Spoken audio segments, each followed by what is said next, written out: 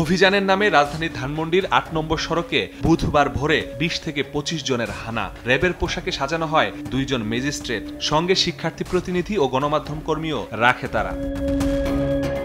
তারপরও সন্দেহ হয় নিরাপত্তা প্রহরীদের। গেট না খোলাই ভেঙেই ভেতরে প্রবেশ করে তারা। এ সময় 999-এ ফোন করায় বেধড়ক পেটায় সেখানে থাকা এক অফিস সহকারীকে।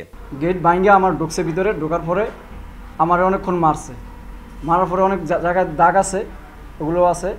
তখন আমার জিজ্ঞাসা করছে যে সিসি ক্যামেরা কোথায়, চাবি কোথায়, টাকা আছে কোথায়, আর বাড়িওয়ালা কোন জায়গায়, এটা বাড়িওয়ালা থাকে কই। পুরো 6তলা ভবনের 2টি প্রতিষ্ঠানের অফিস ও বাড়ির মালিকের বাসায় তছনছ করে ডাকাতরা। 36 লাখ টাকা ও স্বর্ণালংকার নিয়ে পালানোর সময় জনতার সহায়তায় গ্রেপ্তার করা হয় 4 জনকে। পরে তাদের তথ্যে হাজারীবাগ থেকে গ্রেপ্তার করা হয় আরো 2 জনকে। উদ্ধার করা হয় ডাকাতিতে ব্যবহৃত মাইক্রোবাস, র্যাবের ভুয়া পোশাক ও নগদ টাকা। র্যাবের কোটি পরা এবং জ্যাকেট পরা অবস্থায় যেমন লোকজন ছিল, জিটিভির মাইক্রোফোনের ব্যবহার করা সাংবাদিক ছিল, 2 জন ম্যাজিস্ট্রেট ছিল, এবং যারা সোর্স হিসেবে কাজ করে বা এই যে এখন সাধারণত দেখা যায় ছাত্রদের একটা প্রতিনিধি 5-6 জনের ছিল।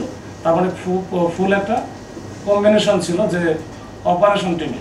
মামলার এজাহারে এই ঘটনায় 2 সেনা সদস্যের জড়িত থাকার অভিযোগ আনা হয়। যদিও পুলিশ বলছে বাহিনীর কেউ জড়িত কিনা খতিয়ে দেখা হচ্ছে। তাদেরকে রিমান্ডে বিস্তারিত তথ্য এবং পূর্বের যে পরিচয় বিভিন্ন কোনো কিছু থাকলে সেটা আমরা নিশ্চিত হতে পারবো, তারপরে আমরা হয়তো আপনাদের বলতে পারবো।